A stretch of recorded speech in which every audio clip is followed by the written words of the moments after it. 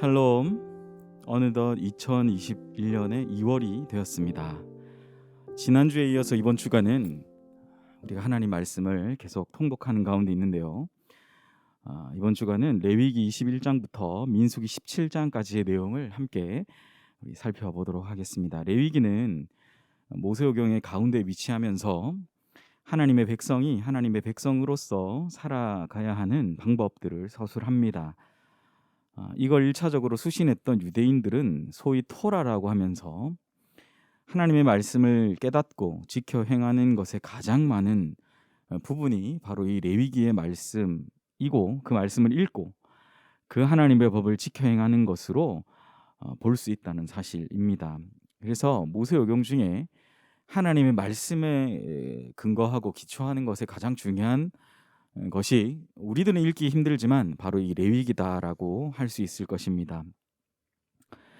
무엇보다 이 당시에 1차 이 수신자들, 일단 이스라엘 백성이고 또 이제 가나안 땅으로 향한 그 여정을 걸어가야 했던 그들이 하나님께서 그 조상들에게 주시겠다고 약속하신 가나안 땅에 거하면서 그 안에 속한 가나안 7 족속과는 구별되어 살아가는 것을 어떻게 살아가는 것인가 라는 것을 레위기는 우리에게 말씀하고 있다라는 것이죠. 그래서 우리가 20장까지 읽었지만 레위기는 5가지 이 5대 제사와 더불어서 삶의 규칙들로 나뉘어 있는데 우리가 이제 21장부터 27장은 이 5대 제사의 내용 후에 있는 거룩한 삶의 규칙들에 해당한다라고 할 수 있습니다. 21장은 제사장이 지켜야 할 그 규례에 관한 말씀을 우리에게 전해주고 있습니다. 특정한 계층이었던 제사장들에게 하나님은 일반 백성들보다 더해진 법을 말씀하고 계십니다. 이것은 이스라엘 백성이 모든 민족 가운데 구별된 것처럼 제사장은 그 구별된 이스라엘 백성 가운데서 또한 구별된 자이기 때문에 그들에게만 특별한 법을 말씀하시고 적용하고 계시다라는 사실이죠. 무엇보다 본문은 제사장이 결혼에 대해서도 구별되어야 하며 장례 예식에 있어서도 구별되어야 한다라고 본문은 우리에게 설명합니다. 이는 이방 문화인 가나안의 문화와 구별되어야 함을 오늘 이 구별된 일반 백성들보다 더해진 그 법은 제사장의 법은 제사장이 지켜야 할 규례는 우리에게 말씀하고 있다라는 사실이죠. 오늘날에는 제사장의 의미가 이제 모든 성도들, 예수님을 믿어 모든 자들이 제사장이 되었다라고 하죠. 이제는 제사장의 의미가 특정한 계층이라고 보다는 모든 성도들을 지칭한다라는 것에 있어서 우리는 의미를 부여할 수 있겠다라고 생각합니다. 직분의 구별은 사라졌지만 또한 교회 내에서의 어떤 지도자들에게는 보다 더 높은 도덕적 기준이 요구된다는 사실을 우리는 21장을 통해서 생각해 볼 수 있다라는 것이죠. 22장은 하나님께 드려진 그 제물인 성물에 관한 규례입니다. 성물은 제사의 제물로 바쳐진 것을 우리가 일반적으로 생각하는데요. 하나님의 성물을 다루는 데 있어서 드려진 성물 자체도 거룩하지만 그것을 다루는 자들 또한 정결해야 되는 것이 바로 이 장의 핵심이라고 할 수 있습니다. 아무나 그 성물, 하나님께 드려진 제물을 다룰 수 없고 다루어서도 안 되며 당시의 규례에서 부정한 자라고 일컬어지는 그러한 자들 또한 다룰 수도 없습니다. 다루어서도 안 되고요. 아무나 그 하나님께 드려진 제사의 제물을 먹을 수 없습니다. 아무나 먹어서도 안 됩니다. 제사장과 그의 가족만 먹을 수 있는데 출가한 딸은 먹을 수 없다라고 되어 있죠. 15절 16절 말씀에 그 핵심이 있다라고 할 수 있어요. 이스라엘 자손이 여호와께 드리는 성물을 그들은 속되게 하지 말지니, 부정하게 해서는 안 된다라는 겁니다. 그들이 성물을 먹으면 그 죄로 인하여 형벌을 받게 할 것이라. 나는 그 음식을 거룩하게 하는 여호와이니라라고 기록하고 있습니다. 23장은 이제 구약의 유대인들이 구약 백성들이 지켰던 7가지의 절기에 관한 설명입니다. 6월절, 무교절, 초실절, 칠칠절, 나팔절, 대속죄일, 초막절로 우리가 보통 알고 있죠. 물론 일주일에 한 번 돌아오는 안식일까지도 포함이 됩니다. 6월절과 무교절은 6월절은 무교절과 함께 출애굽의 구원을 기뻐하는 날입니다. 출애굽 때 이스라엘 백성을 구원하신 날을 무교절과 함께 더불어서 7일 동안 지키는 절기이죠. 초실절은 첫 수확을 하나님께 드리며 감사하는 날이고, 칠칠절은 맥추절이라고 해서 처음 익은 열매, 그러니까 첫 수확이 아니라 처음 익은 열매를 하나님께 드리며 감사하는 날이고, 나팔절은 새해가 되었음을 알리며 나팔을 길게 불어서 알리는 그러한 절기였습니다. 대속제일은 나팔절이 불려진 후 이제 대속제일은 16장에 설명되어져 있는데 1년에 한 번 이스라엘 자손의 모든 죄를 속죄하는 그러한 절기이죠. 초막절은 출애굽과 광야 생활을 기념하고 또한 기억하는 그러한 절기입니다. 실제로 23장에 나타난 이 길게 서술된 구약의 7대 절기는 이스라엘 백성들을 거룩하게 하는 특정한 어떤 시간을 의미한다라고 할 수 있는 것이죠. 24장은 성막에 두는 등잔불과 그 맞은편에 있는 진설병에 관한 내용으로 시작합니다. 그리고 하나님의 이름을 모독하는 자들에 대한 처벌 내용을 담고 있죠.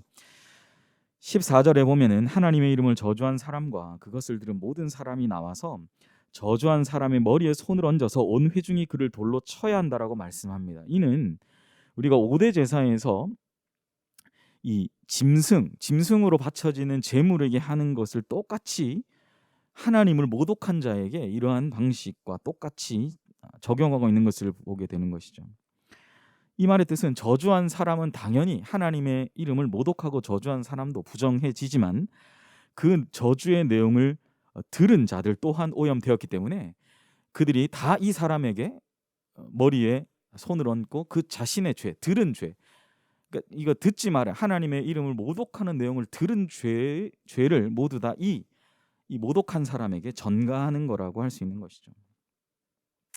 저주한 사람도 부정하지만 그 저주의 내용을 들은 자들 또한 오염되었기 때문에 짐승에게 안수하여 죄를 전가하는 것과 같은 방식으로 진행하고 어떻게 됩니까? 이스라엘 여호와를 모독하는 행위가 개인적인 부패가 아니라 이스라엘 전체를 부패시킨 그러한 행위로 간주하시기 때문에 짐승에게 전가하는 방식과 똑같이 그에게 죄를 전가하고 모독한 자는 돌로 쳐서 사형당하는 그러한 것이 바로 24장에 기록되어져 있습니다. 25장은 안식년과 희년에 관한 내용입니다. 안식년은 7년마다, 희년은 50년마다 돌아옵니다. 안식년과 희년에는 농사를 지을 수 없습니다. 말 그대로 쉬도록 놓아두는 것입니다. 왜냐하면 농사를 짓게 하시고 농사가 되게 하시는 것이 바로 하나님께 달려 있기 때문에 그 해에는 저절로 자라난 곡식과 과일을 서로 나누어 먹으면서 그렇게 보내는 시간으로, 우리 신앙의 고백으로 그렇게 올려드리는 것이죠. 희년에는 가난 때문에 어쩔 수 없이 땅을 판 사람도 아무 조건 없이 땅을 돌려받는 그러한 시간이 됩니다. 자신을 종으로 판 사람들도 자유인이 되는 그러한 날입니다. 약자에 대한 배려가 바로 이 희년이 주는 메시지임을 우리는 생각해 볼 수 있는 것이죠. 쉬는 것에 초점이 맞춰져 있고 그 쉬는 것을 통하여 그동안 자신이 여러 가지 경제적인 부분이나 어려웠던 모든 것들이 다시 한번 온전히 회복되는 그 해가 바로 짧게는 우리 안식년, 7년마다 돌아오는 안식년이고 50년마다 한번 돌아오는 희년임을 우리는 생각해 볼 수 있는 것이죠. 오늘날처럼 이렇게 바쁘게 돌아가는 세상 속에서 이 안식년과 희년에 관한 부분을 우리 생각하는 게 쉽지 않은데 정말 코로나 상황 가운데서 자연스럽게 이러한 시기를 보내는 그러한 사람들 한 사람 한 사람을 생각할 때 우리가 많은 것들을 생각할 수 있는 것이 바로 이 25장이 아닌가라는 생각을 해봅니다. 26장은 신명기 28장의 내용과 유사한 상과 벌 그리고 복과 저주에 관한 내용입니다. 핵심은 주신 레위기의 이 법, 그 말씀에 따라 순종하고 살아가면 상과 복을 받고 그렇게 순종하며 살지 못하면 벌과 저주를 받는다라는 것입니다. 중요한 것은 불순종했더라도 다시 순종한다면 상과 복을 받을 수 있다라는 사실이에요. 우리가 하나님의 심판에 대해서 분명히 생각해야 되는 것은 하나님의 심판은 회복을 위한 것이지 그저 자식을 징계하기 위한 수단이 아니라는 사실을 기억해야 합니다. 비록 먼 훗날 약속의 땅에서 쫓겨난 자들이라 할지라도 진심으로 회개한다면 다시 언약의 땅으로 돌아와서 상과 복의 주인공이 된다는 사실을 우리는 26장을 통해서 기억해야 됩니다. 마지막으로 레위기 27장은 서원에 대한 값과 또 하나님께 드리는 것, 처음 난 가축, 온전히 바쳐진 것, 헤렘이라고 하죠. 그리고 11조에 대한 그런 내용이 마치 부록처럼 쓰여져 있습니다. 구별된 하나님의 백성들이 살아가는 법이 21장부터 27장에 기록되어져 있다라고 생각해 볼 때 아주 특별한 것이라고 할 수 있죠. 하나님께 바치기로 서원한 것은 다시 무르는 것에 대해서는 특별한 경우에만 가능하다라는 것이죠. 서원한 것을 무르기 위해서 처음 값의 5분의 1을 더해서 내면 가능하게 됩니다. 결론은 무엇입니까? 27장의 강조점은 경솔한 서원을 하지 말아라라는 거예요. 지킬 수 있는 서원, 내가 할 수 있는 것, 가능한 것을 하나님 앞에 서원하고 드려야 됩니다. 그렇지 않으면 이렇게 5분의 1의 값을 더 무르고 서원한 것을 취소해야 되는 상황들이 생기는 것, 그렇게 하지 말아라라는 것입니다. 처음 난 가축 또한 온전히 바쳐지는 것 또한 11조로 하나님께 드리는 것 또한 우리는 함부로 하나님 앞에 서원하거나 해서는 안 된다라는 것을 본장은 강조하는 것입니다. 자, 이제 민수기입니다. 민수기는 이 백성 민자에 계수할 숫자라고 해서 백성의 숫자에 관한 기록이라고 할 수 있어요. 이게 영어로도 numbers, 숫자들 뭐 이런 뜻이죠. 히브리어로는 베미트바르라 그래서 광야에서라는 뜻을 갖고 있어요. 우리가 뭐 정확하죠. 민수기가 두 번 처음 시작할 때 인구조사와 인구조사로 마치는 것처럼 또 그 인구조사와 인구조사 사이에 있는 것이 무엇입니까? 바로 광야에서의 이스라엘 백성들의 모습을 담고 있기 때문에 하나님은 이 민수기의 말씀을 통해서 아브라함에게 큰 민족을 약속하셨는데 민수기에 기록된 이 두 번의 인구조사를 통해서 그 약속의 성취가 드러나는 것을 우리는 생각해 볼 수 있습니다. 그래서 민수기 1장은 전투에 나갈 수 있는 모든 지파 사람들의 인구조사를 하라고 말씀하시죠. 그리고 이 전투에 나갈 수 있는 인구를 다 조사했더니 그 총계가 60만 3,550명이다라고 하면서 1장이 끝납니다. 2장은 이 전투에 나아갈 수 있는 사람들이 이제 소위 말하는 광야에서 이 길을 걸어가는 것, 이 진군이라고 표현하죠. 행군, 뭐 진군이라고 표현할 수 있는데요. 2장은 이 진군할 때 너희들이 가나안 땅으로 광야의 길을 진군해서 나아갈 때 이러이러한 위치를 가지라라고 말씀하시는 위치에 대한 말씀이에요. 이 모습은 지파별로 성막을 향해서 이 성막을 둘러싸고 있는 그러한 형태입니다. 한가운데 성막이 위치하고 동쪽에 유다, 이사갈, 스불론 지파가, 서쪽으로는 베냐민, 므낫세, 에브라임 지파가, 남쪽에는 갓, 시므온, 르우벤 지파가, 북쪽에는 단, 아셀, 납달리 지파가 위치한 그러한 진영의 형태를 2장에선 서술하고 있습니다. 3장은 이제 레위인의 인구 조사입니다. 그러니까 전투에 나갈 수 있는 것은 12지파의 인구 조사였고 3장은 이제 특별히 하나님께 구별되어진 성막을 담당하는 레위인에 대한 인구 조사이고 4장은 이 조사된 레위인들의 역할을 설명합니다. 고핫 자손은 이 성막 안의 지성물을 담당하고 게르손 자손은 성막의 덮개와 휘장들을 운반하고 무라리 자손은 성막의 목재와 구조물을 운반한다라는 내용이 바로 레위인의 역할 4장의 내용이고요. 5장은 부정한 사람들을 처리하는 것에 대한 말씀입니다. 이제 가나안 땅까지 광야의 여정을 떠나야 하는 이스라엘 백성들 입장에서는 이것이 너무나 중요하죠. 혹시나 진행하는데 범죄하는 일이 생겼을 때 하나님 앞에 정결하지 못한 상황들이 생겼을 때 그들을 어떻게 처리할 것인가라는 거죠. 반드시 선행되어야 하는 것입니다. 하나님은 죄와 함께 거하실 수 있는 분이 아니시기 때문에 부정한 사람들을 어떻게 처리할 것인가라는 것을 5장은 담고 있고요. 6장은 나실인에 관한 법을 설명합니다. 훗날 삼손을 통해서 확인할 수 있는 내용인데 나실인의 규칙 3가지는 머리털을 자르지 않고 포도나 포도로 만든 것을 먹지 않고 쉽게 말하면 술을 먹지 말라라는 얘기죠. 그리고 시체를 가까이 하지 않는 것, 이 3가지로 요약할 수 있습니다. 머리털을 자르지 않는 것은 그들이 머리털을 자르지 않음으로 말미암아 덥수룩한 그 머리가 구별됨을 나타내는 표시가 되는 것이고 포도로 만든 것을 먹지 않는 것은 포도 열매가 바로 세상의 기쁨을 상징하기 때문에 세상의 기쁨으로 살지 말고 너는 구별된 자로 살아라라는 뜻을 가지고 있으며 시체를 가까이 하지 않는 것은 하나님이 늘 강조하시는 이 부정하게 되는 것을 방지하고 있는 것임을 우리는 생각해 볼 수 있습니다. 7장은 각 지파의 지휘관들이 드린 헌물에 관한 내용이고 8장은 성막 안에 꺼지지 않는 7 등잔대, 아까 레위기에서도 우리 봤죠?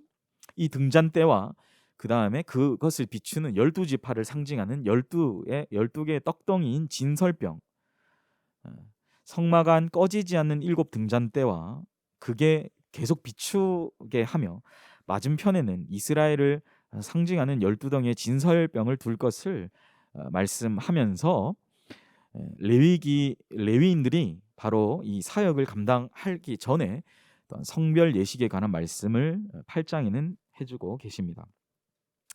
9장은 출애굽한 지 1년째 되는 두 번째 유월절에 대한 말씀입니다. 애굽에서 정신없이 유월절을 보낸 이제 이스라엘 백성들이 이제는 1년이 지나서 제대로 된 유월절을 지키게 되는 모습들이 담겨져 있습니다. 10장은 이제 드디어 약속의 땅으로 나아가는, 그러니까 이게 이제 광야의 여정을 시작하는 부분에 있어서의 모든 선행되어야 되는 9장까지의 내용은 사실 그런 거예요. 선결되어야 되는 조건들, 선결되어야 되는 것을 말씀하셨고, 이제 10장은 드디어 약속의 땅으로 나아가는 이 광야의 여정의 시작을 알리는 나팔절에 부르는 그 나팔 신호와 함께 이스라엘 백성들이 이제 광야의 땅으로 진행하기를 시작하는 내용이 10장에는 담겨져 있습니다. 11장은 너무나 안타깝게도 이 약속의 땅으로 출발한 지, 이제 여정을 시작한 지 얼마 되지 않아서 이스라엘 백성들이 하나님의 들으시기에 악한 말로 원망하고 스스로를 부정하게 만드는 그러한 사건들이 2개에 걸쳐서 담겨져 있죠. 악한 말로 원망하는 사건이 바로 다베라 사건이고, 고기를 먹지 못한다는 이유로 원망하는 사건이 기브로 핫다와라는 그런 장소의 부분으로 설명되어져 있습니다. 악한 말로 원망한 것을 다 불에 타버, 진 끝을 불로 사르는 다베라, 불에 탄 장소라는 뜻의 다베라라고 기록하고 있고, 고기를 먹지 못한다는 이유로 원망하는 곳을 탐욕의 무덤이라고 말씀하시며 기브롯 핫다와라고 이름 짓고, 이것을 통해서 하나님께 불평하고 원망하는 것이 하나님의 백성의 모습이 아니고 그들 스스로를 부정케 하는 것임을 다시 한번 하나님이 말씀하시죠. 왜 11장이 중요한가? 이 11장에 1차 원망과 불평이 나옵니다.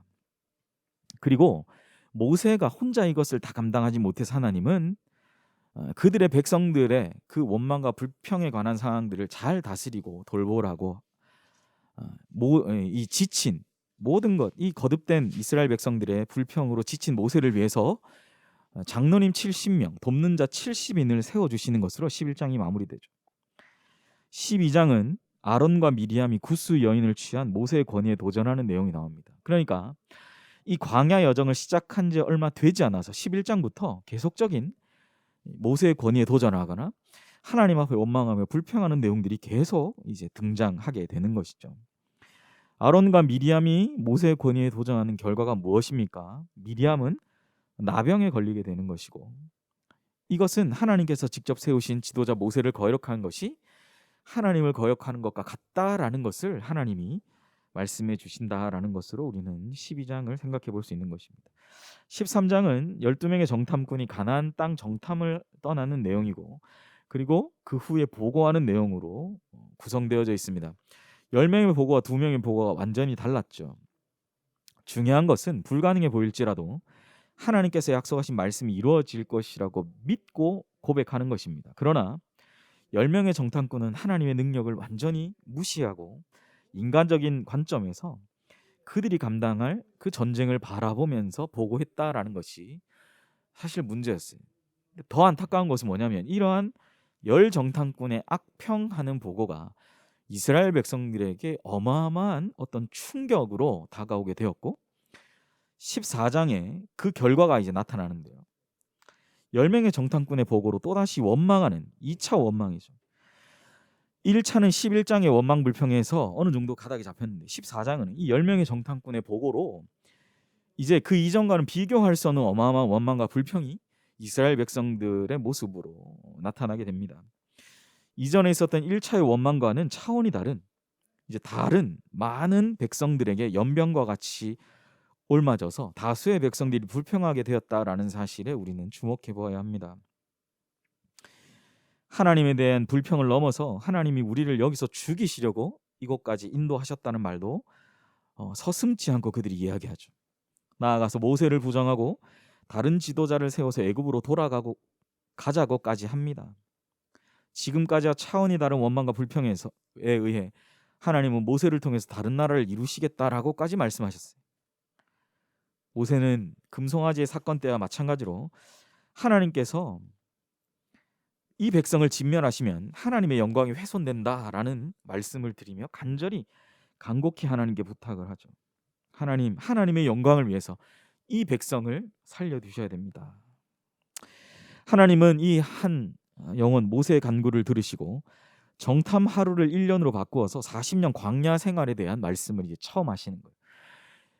사실은 민수기를 시작하면서 바로 광야 40년을 말씀하신 게 아니라 이 가데스 바네아라는 지역에서 12정탐꾼의 보고 이후에 이 40년 광야 생활이 시작되었다라는 것에 우리는 사실은 중요한 의미를 둬야 합니다. 우리가 기억해야 될 게 뭘까요, 여러분? 하나님께서는 우리의 죄를 용서해 주시죠. 그러나 그 죄의 결과에 대해서까지도 면제되는 것이 아님을 우리는 분명히 또 깊이 생각해야 될 것입니다. 15장은 제사에 관한 규례와 안식일에 일한 사람에 대한 내용이 나옵니다. 14장에 하나님의 심판이 있은 후에 제사와 예물에 관한 제사에 관한 규례가 나온다는 것은 앞서 한번 실패한 이제 1차 원망 때와는 다른 2차 원망 때 이 전적으로 부패한 이스라엘, 더 큰 실패를 경험한 이스라엘 백성에게 하나님은 다시 한번 이 제사의 규례를 말씀하시면서 너희가 이 가나안 땅에 들어가서 너희는 이렇게 나를 예배하고 이렇게 나를 제사하며 이렇게 내게 안식일을 지킬 것이다라는 약속을 다시 한번 상기시켜 주시는 것이죠. 여러분, 왜 하나님이 이 약속을 다시 한번 상기시켜 주시는 겁니까? 이스라엘 백성들은 그렇게 생각했을 거예요. 야, 40년이 지나도 우리가 가나안 땅에 다시 들어갈 수 있을까? 라는 그러한 의문점일 겁니다. 우리가 이렇게 했는데 하나님 우리를 정말 용서하셨을까? 그런데 그러한 의문을 가진 백성들에게 하나님이 15장 말씀을 통해서 아니야.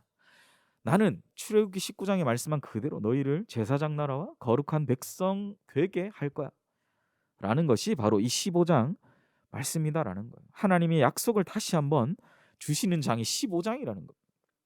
그런데 너무나 안타까운 건 뭐냐? 16장. 이 15장에 하나님의 약속을 받은 이스라엘 가운데 또 이스라엘 백성의 마음을 혼란시키는 인물들이 등장하는데요. 그들이 바로 16장에 고라당의 반역, 고라와 다단과 아비람의 반역입니다. 추정컨대 고라는 레위인 중 지도자의 위치에 있던 사람으로 보여집니다. 고라의 주장은 무엇입니까? 하나님은 모세와만 이야기하는 분이 아니라 우리와도 말씀하신다라고 강조하고 있는 것이죠. 그런데 고라의 이러한 강조는, 그리고 고라의 의도는 자신의 그 권력 욕구를 채우려는 거짓 명분이었음을 기억해야 돼. 왜?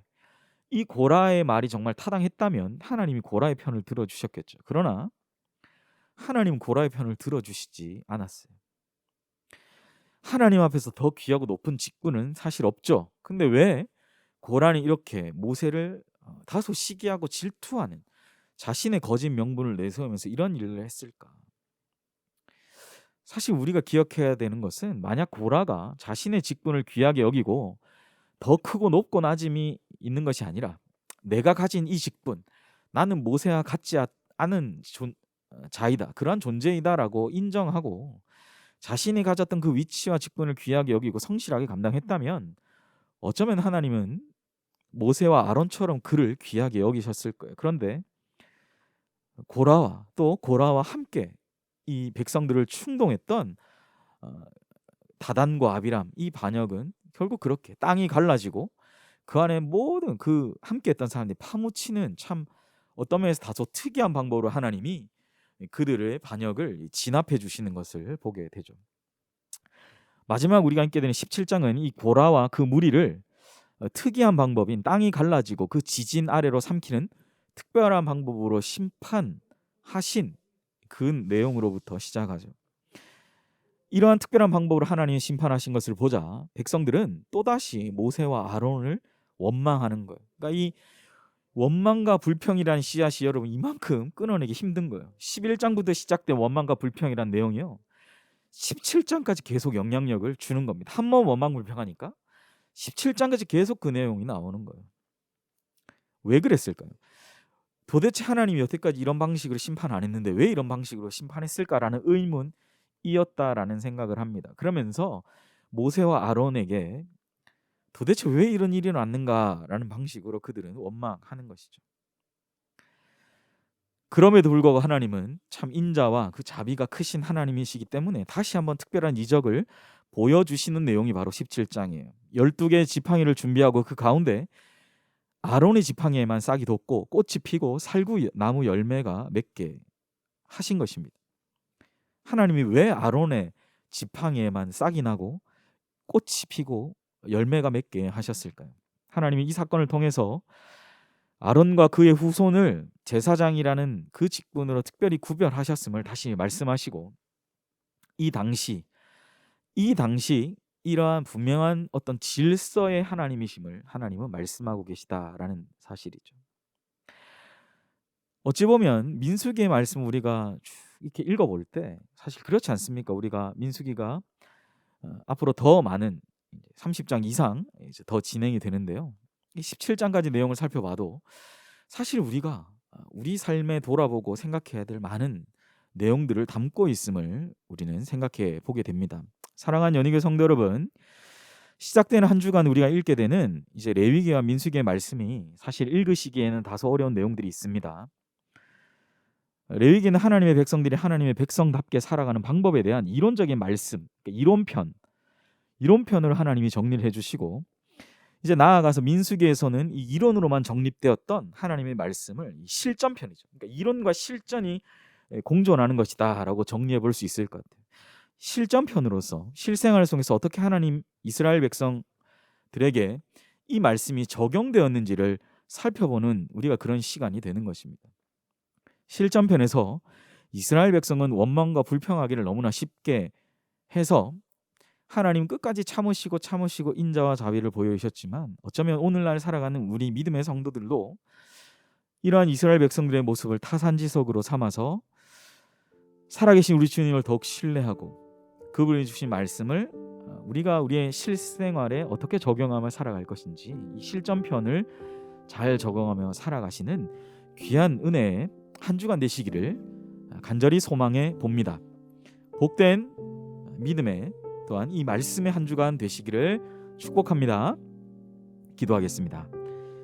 하나님 아버지, 레위기 후반부에 참 이 5대 제사와 내용들이 쉽지 않은데 그 내용과 또 그것을 실제로 이제 광야 또 가나안 땅 약속의 땅을 바라보며 걸어가는 믿음의 삶에 실제로 적용하는 이스라엘 백성들의 모습을 살펴보면서 비록 이스라엘 백성들이 승리할 때도 있었지만 많은 부분에서 어떤 실패하는 모습들을 우리가 보게 되었습니다. 특별히 그 중심에는 이 원망과 불평이라는 것이 있었던 것을 우리가 보게 됩니다. 그것이 얼마나 백성들 가운데 빠르게 파급력 있게 전파되는 것을 보았습니다. 하나님이 그것을 또 얼마나 싫어하시는지도 우리가 말씀을 통해 보았습니다. 하나님, 우리가 이 레위기 후반부와 또 민수기 초반부 17장까지의 말씀을 이제 읽으면서 우리 안에 하나님이 행하실 또 믿음의 원리가 무엇인지를 다시 한번 깊이 생각하는 그러한 우리 연희계 모든 성도님들 되게 하여 주시옵소서. 이론적으로 정립되었던 레위기의 말씀이 민수기의 그 말씀 가운데 온전히 우리의 신앙생활에 잘 적용되어 살아가는 우리의 실생활에 하나님의 은혜가 가득히 임하는 그러한 적용편, 실전편이 되는 복된 한 주간 되게 하시기를 간절히 빌고 원하오며 이 모든 말씀 예수님의 이름으로 기도하옵나이다.